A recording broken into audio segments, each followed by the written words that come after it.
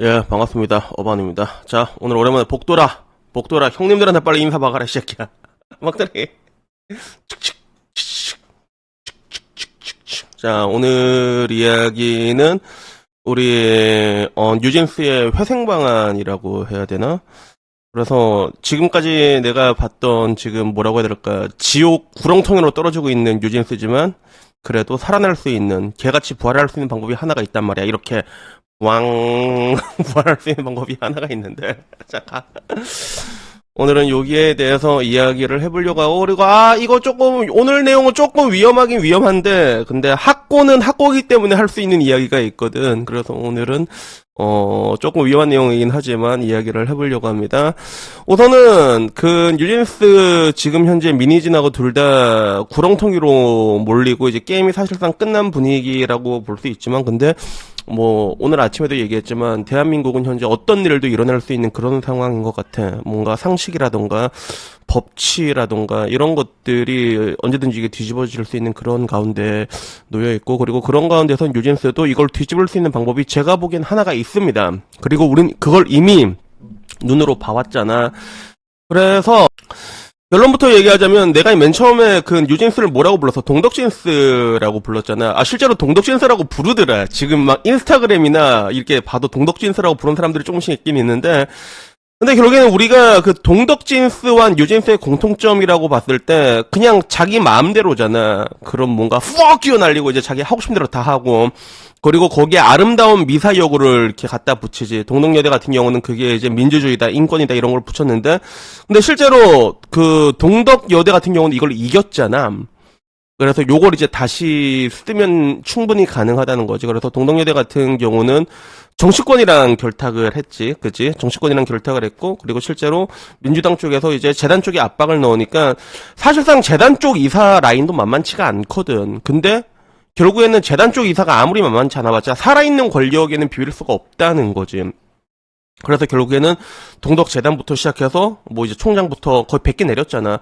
고소 다 취하하고 선배도 거의 취소 들어가고 이제 그런 소송으로 갔기 때문에 이거를 똑같이 뉴진스가 그대로 한다고 했을 때 분명히 살아날 수가 있다는 거지. 그래서 사실상 이게 어떻게 보면 커넥션 싸움이라고도 볼 수가 있는데, 근데 좀 뭐라고 얘기해야 되나?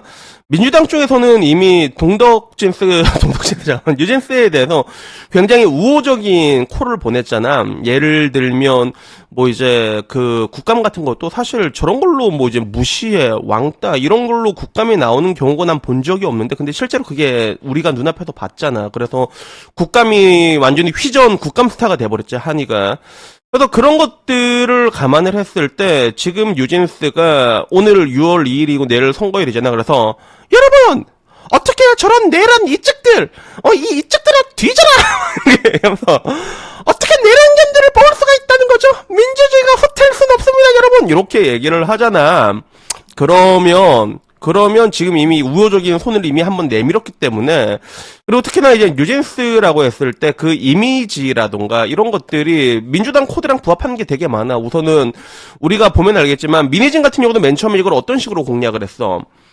그런 뭔가 남자와 여자와의 그런 이제 성별 구도로 몰고 갔잖아. 그런 것들이 여성 성별 구도로 갔고, 그리고 여자가 약자인데 대기업의 하이브의 횡포에 맞서는 이런 식으로 맨 처음에 여론전을 끌어갔잖아. 근데 이런 것들이 코드가 잘 맞다는 거지. 근데 이미 뉴진스라는 애들이 이제 이런 쪽으로 이제 철저하게 이제 대변을 해준다고 했을 때 민주당 쪽에서 거절할 이유가 있을까라고 했을 때 그럴 이유가 없다는 거죠. 그래서 사실상 지금 보면 이제 가장 큰 것 중에 하나가 뭐냐면 민주당이랑 국힘의 차이 중에 하나인데, 제 방송에 왔을 때도 그 얘기 좀 사람들이 좀 많이 얘기했어. 뭔 얘기 많이 했냐면 이준석이 과연 단일화를 할까 안 할까라고 했을 때 나는 안 할 확률이 높다고 얘기했거든.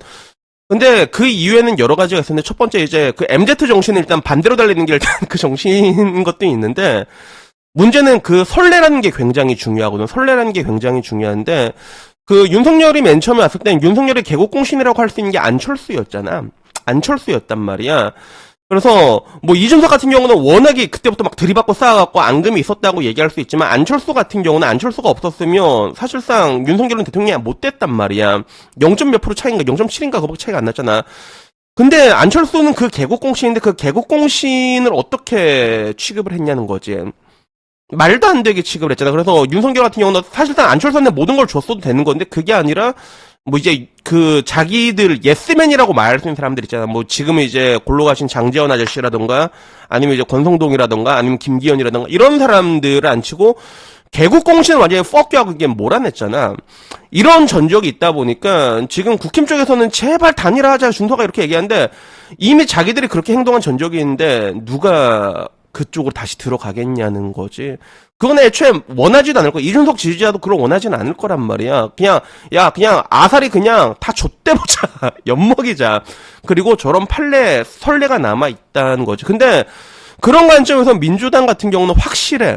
민주당은 일단 자기 쪽 사람이다 싶잖아. 그러면 굉장히 확실하게 이렇게 딱 끝까지 갑니다, 민주당은. 민주당은 진짜 끝까지 가.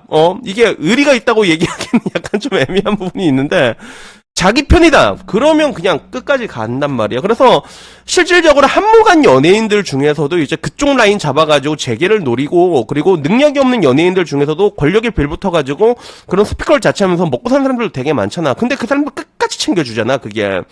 끝까지 먹여주는 그 선례가 남아있단 말이야. 그러니까 이제 그걸 본 유진스가 만약에 여기서 이쪽으로 확실하게 붙잖아. 이미 한번 러브콜을 보낸 그런 느낌이 있으니까 그쪽으로 딱 한다고 했을 때 한 번 일어났던 일이 두 번 일어나지 않을까. 전 그렇게 생각을 하거든요.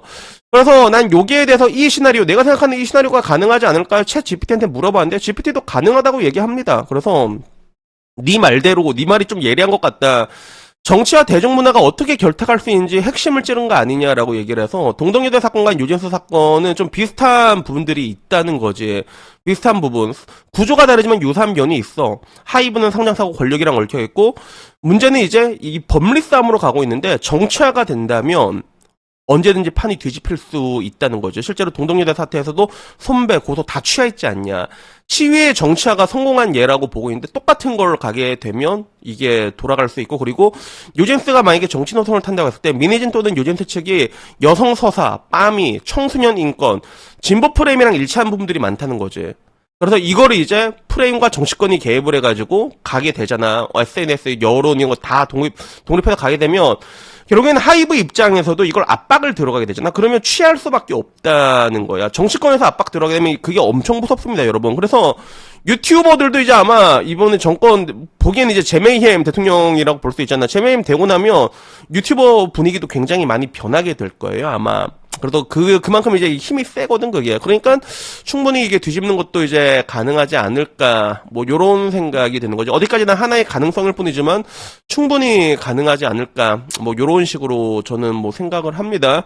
그래서 이게 진짜로 되면 그 나름대로 골 때리는 상황이긴 한데, 근데 문제는 아까 말한 것처럼 한 번 일어난 일은 두 번 일어날 수가 있거든. 그리고 방금 전 말한 것처럼 그 정치적 노선이랑 유진스가 일치한 부분들도 굉장히 많기 때문에 만약에 이걸로 간다고 했을 때 충분히 성공할 수 있는 부분들도 있다는 거지. 근데 여기서 변수가 있다고 하면 이미 이제 방시혁 같은 경우는 말도 안 되는 시총에 2조가 넘는 시총에 이미 재벌이라고 볼 수 있잖아.